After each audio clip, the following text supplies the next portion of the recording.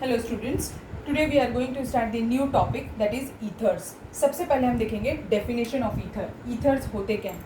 General formula क्या होता है ईथर का? ROR होता है। ठीक है, जब हम किसी भी हाइड्रोकार्बन का एक हाइड्रोजन रिप्लेस करते थे अल्कोक्सी ग्रुप से तो हम उसे ईथर बुलाते हैं। देख लीजिए एक एग्जांपल, अगर एक हाइड्रोकार्बन ले लिया मैंने और इस हाइड्रोकार्बन को में हाइड्रोजन जो है वो रिमूव कर दिया और क्या ऐड कर दिया? अल्कोक्सी ग्रुप ऐड कर दिया, तो वो क्या बन जाएगा? ईथर बन जाएगा। एक और तरीका हो सकता है ईथर को डिफाइन करने के लिए, these are also called as the organic derivatives of alcohols. अब अल्कोहल्स में क्या होता है? ROH होता है। अब इसमें भी अगर हम H रिमूव कर दें और सिर्फ अल्किल ग्रुप ऐड कर दें तो वो भी क्या बन जाएगा? ईथर बन जाएगा। तो ये सिंपल डेफिनेशन हो गई ईथर्स की। ठीक, अब ईथर्स में लिंकेज जो होता है उसे हम ईथर लिंकेज बुलाते हैं। यानी कैसा? देखो, एक ईथर बना देती हूं पहले मैं।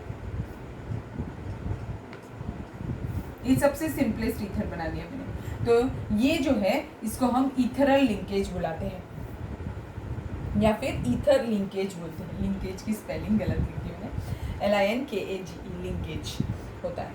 अब नेक्स्ट पार्ट जो अब हम पढ़ेंगे वो है क्लासिफिकेशन। क्लासिफिकेशन ईथर्स का, ethers are classified into 2 basic types. ठीक है, 2 बेसिक टाइप्स होते हैं इसके क्लासिफिकेशन में।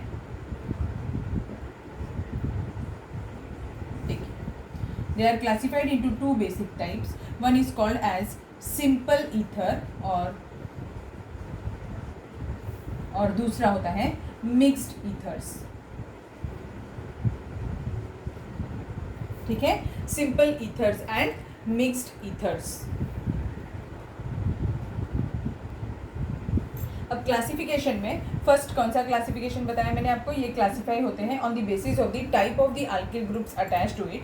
तो एक होते हैं सिंपल ईथर्स और दूसरे होते हैं मिक्स्ड ईथर्स। सिंपल ईथर्स का मतलब क्या होता है? ऐसे ग्रुप्स जिनमें दोनों अल्किल पार्ट सेम होते हैं। जैसे एक एग्जांपल ले लेती हूँ, CH3O CH3।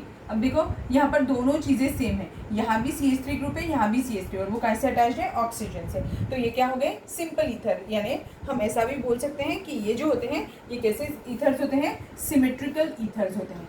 ठीक है, और जो मिक्स्ड होते हैं वो कौन से होते हैं? अनसिमेट्रिकल ईथर्स होते हैं। इसमें सिंपल ईथर्स में ये एक एग्जांपल ले लिया, एक और एग्जांपल हो सकता है C2H5O C2H5। ये क्या हो गए? डाईइथिल ईथर है। तो ये भी एक सिंपल ईथर है क्योंकि दोनों ही अल्किल पार्ट सेम है। अब एक और हो सकता है C6H5O C6H5, यानी दोनों अल्किल पार्ट, दोनों जो ग्रुप है जो अटैच्ड है ऑक्सीजन से वो दोनों ही एरोमेटिक है, तो बट दोनों ही सेम है, इसीलिए वो भी क्या हो गए? सिमेट्रिकल ईथर्स में आएंगे। समझा बच्चों आपको? अब एक और चीज़ बताती हूँ कि दी सिंपल ईथर्स, इनको भी फर्दर क्लासीफाई किया गया है 2 टाइप में। एक होते हैं aliphatic ethers, aliphatic simple ethers, और दूसरे होते हैं aromatic simple ethers.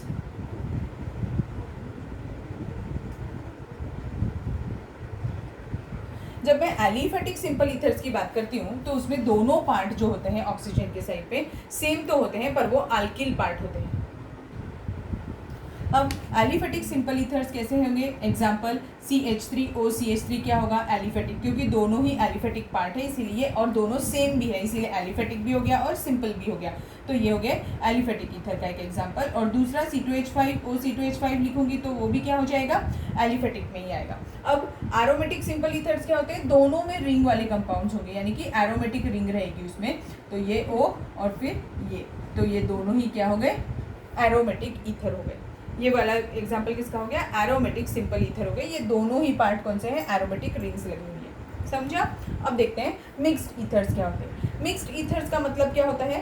Mixed ethers means दोनों साइड पर 2 डिफरेंट ग्रुप्स लगे होते हैं, उन्हें हम मिक्स्ड ईथर्स। सेम ग्रुप्स लगे रहें तो सिंपल ईथर्स या फिर सिमेट्रिकल ईथर्स। अगर डिफरेंट ग्रुप्स लगे रहें तो उसे हम क्या बुलाएंगे? अनसिमेट्रिकल ईथर्स बुलाते हैं। एग्जाम्पल लेते हैं, सपोज करिए कि एक CH3 है, एक ऑक्सीजन और एक C2H5। देखिए दोनों अल्किल पार्ट अलग अलग हैं, इसीलिए ये किसका एग्जाम्पल हो गया? मिक्स्ड ईथर का हो गया। एक और एग्जांपल ले सकते हैं C6H5OCH3। अब यहाँ पर देखिए एक एरोमेटिक पार्ट है और एक एलिफेटिक पार्ट है, इसीलिए ये भी क्या हो गया, डिफरेंट टाइप के ग्रुप्स हो गए, इसीलिए ये भी कौन सा ईथर हो गया, मिक्स्ड ईथर का एग्जांपल हो गया। So this was all about the classification part.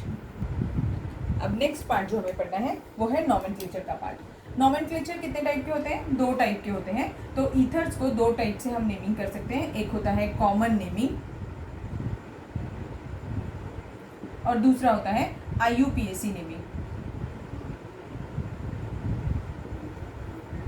Common naming में क्या होता है, नाम कैसे लिखा जाता है, इसके लिए हम यूज करते हैं डायल्किल ईथर्स या फिर डायएरिल ईथर्स, या फिर हम बोल सकते हैं अल्किल ईथर। और IUPAC नेमिंग में हम कौन सा वर्ड यूज करते हैं, अल्कोक्सी अल्केन्स, क्योंकि ये किसके डेरिवेटिव्स है, मैंने आपको बताया था हाइड्रोकार्बन्स के, इसीलिए अल्कोक्सी अल्केन्स बोलते हैं। हमेशा याद रखिएगा कि जो ऑक्सी सफिक्स होता है वो किसको लगता है, जो स्मॉलर पार्ट होता है उसके लिए हम ऑक्सी सफिक्स लगाते हैं और जो लार्जर पार्ट होता है उसके लिए हम अल्केन्स यूज करते हैं। ठीक है, एग्जाम्पल लेंगे अभी हम एक एक करके। तो एक एग्जाम्पल ले लेती हूँ, CH3 सबसे सिंपलेस्ट एग्जाम्पल, CH3OCH3। अगर इसका मुझे कॉमन नेम लिखना है और IUPAC नेम भी लिखना है तो कैसे लिखूंगी, अब इसका नाम देखिए, इस कंपाउंड का नाम क्या होगा, अगर मुझे कॉमन नेम लिखना है तो दोनों सेम ग्रुप है, इसीलिए क्या, कौन सा ग्रुप है ये, मिथिल है, दोनों सेम है, इसीलिए नाम क्या हो जाएगा, डायल्किल लिखते हैं, मीन्स क्या लिखेंगे हम, डायमिथिल लिखेंगे, डायमिथिल ईथर लिखेंगे। ठीक है, अब अगर मुझे इसका IUPAC नेम लिखना है तो कैसे लिखेंगे, एक ग्रुप को क्या लिखना है हमें, अल्कोक्सी अल्केन, तो इसको क्या बुलाएंगे, मिथॉक्सी, और ये क्या होगा, मीथेन, तो इसका नाम क्या हो जाएगा, मिथॉक्सी मीथेन। अब दूसरा देखते हैं, एक एग्जांपल लेती हूँ मैं, CH3OC2H5, ये एग्जांपल। अब इस कंपाउंड का अगर मुझे नाम लिखना है तो क्या हो जाएगा, इसका नाम देखिए, ये ग्रुप क्या है, मिथिल है, और ये ग्रुप क्या है, इथिल है। तो इसका नाम लिखने के टाइम पे मैंने क्या बताया था, अगर 2 डिफरेंट ग्रुप है तो अल्किल ईथर लिखते हैं, तो इसका नाम क्या हो जाएगा, ethyl Mithil ether, ethyl Mithil ether होगा। ठीक है, इथिल मिथिल ईथर। वैसे भी हमें आपको पता होगा कि अल्फाबेटिकल ऑर्डर फॉलो करना पड़ता है, ये ई से शुरू हो रहा है इसलिए इसे पहले लिखा है और इसे बाद में लिखा है, तो इथिल मिथिल ईथर। और IUPAC नेम लिखना होगा तो क्या होगा, इनमें से छोटा ग्रुप कौन सा है, मिथिल ग्रुप छोटा है, तो नाम क्या हो जाएगा, मिथॉक्सी। अब कौन सा ग्रुप बचा है, ये वाला, ये कितने कार्बन का है, 2 कार्बन का, तो नाम क्या हो जाएगा, ईथेन। VIT वेल्लोर हो गया, MHT-CT हो गया, इन सब में एक क्वेश्चन नॉमेनक्लेचर ऑफ ईथर्स पे डेफिनेटली रहता ही है हर साल। ठीक, अब दूसरा एग्जांपल लेते हैं, C2H5OC2H5। अगर इसका नाम लिखना होगा तो क्या हो जाएगा, देखिए दोनों सेम ग्रुप है, तो डायइथिल ईथर। और IUPAC नेम लिखेंगे तब क्या होगा इसका, एक इसको भी क्या बुलाएंगे, इथॉक्सी। अब इसमें छोटे बड़े का क्वेश्चन ही अराइज नहीं होता, तो ये क्या होगा, इथॉक्सी, और ये क्या है, ईथेन, तो नाम क्या हो जाएगा, इथॉक्सी ईथेन।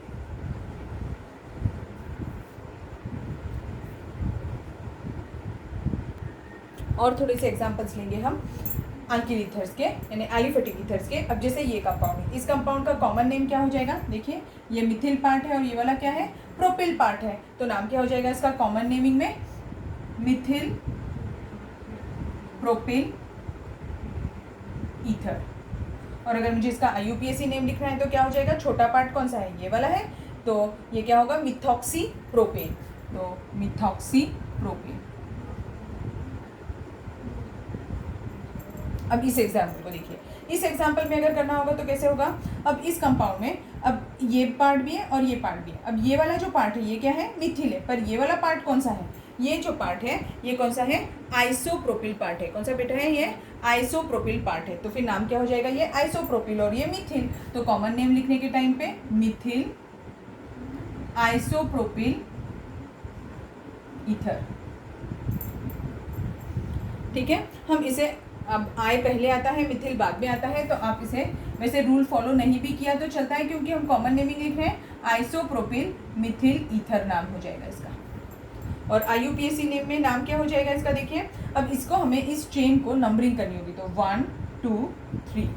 सेकेंड पोजीशन पे ये ग्रुप लगा हुआ है, तो ये कौन सा ग्रुप है, छोटा ग्रुप है, इसीलिए इसका नाम क्या हो जाएगा 2-मिथॉक्सी।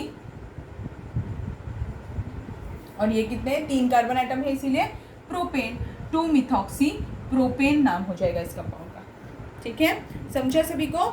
अब देखिए ये वाला एग्जाम्पल लेते हैं। अब ये एग्जाम्पल का अगर मुझे नाम लिखना है तो कैसे लिखेंगे। अब ये जो पार्ट है ये कौन सा पार्ट है, इथिल। और ये कौन सा पार्ट है बताइए, ये 1 कार्बन है, 2 3 4 कार्बन आइटम है, और ये टर्शरी कार्बन है, तो ये टर्शरी ब्यूटिल हो गया।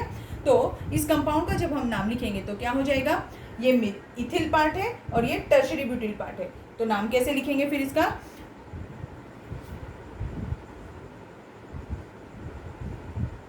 टर्शरी ब्यूटिल इथिल, या फिर इथिल पहले लिख दें, इथिल टर्शरी ब्यूटिल ईथर नाम हो जाएगा इसका। और जब हम इसका IUPAC नेम लिखेंगे तब कैसे होगा, तो इसी का हमें नंबरिंग करना होगा 1 2 3। तो अब देखिए 3 कार्बन आइटम है, इसीलिए हमारा वर्ड रूट क्या हो जाएगा, यहाँ पर प्रोपेन ही रहने वाला है।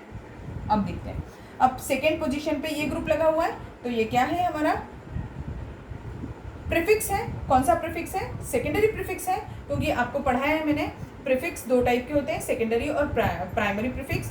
तो 1 डिग्री प्राइमरी और सेकेंडरी प्रीफिक्स में प्राइमरी प्रीफिक्स जो होता है वो क्या बताता है, ब्रांचिंग बताता है, और सेकेंडरी प्रीफिक्स जो होता है वो फंक्शनल ग्रुप बताता है। तो इसका नाम क्या है, इथॉक्सी।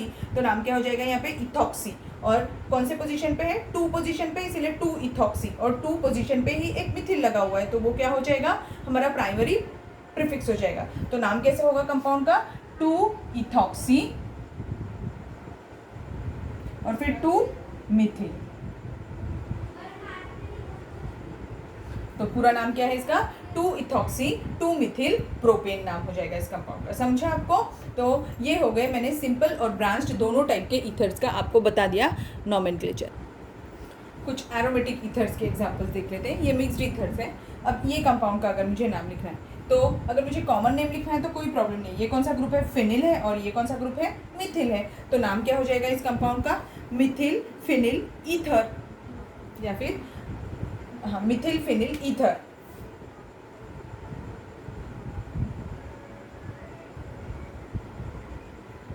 अब देखिए इसका भी आपको आ जाएगा, इसका नाम क्या हो जाएगा, इथिल फिनिल ईथर।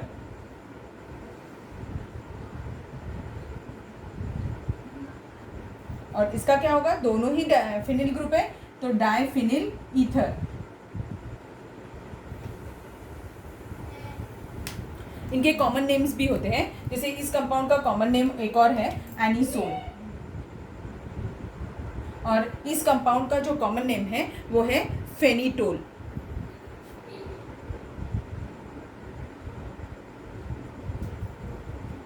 ठीक, अब इनका IUPAC नेम बता देती हूँ। उस वाले का क्या हो जाएगा, मिथॉक्सी। अब ये OCH3 ग्रुप हो गया, तो ये कौन सा पार्ट बचा, बेंजीन रिंग, तो ये क्या नाम हो जाएगा, मिथॉक्सी बेंजीन।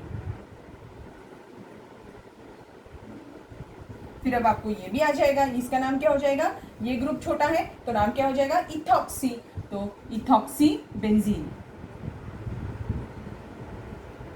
और यहाँ पर इसको एक को लेना होगा, तो इसका नाम क्या हो जाएगा, फिनॉक्सी बेंजीन।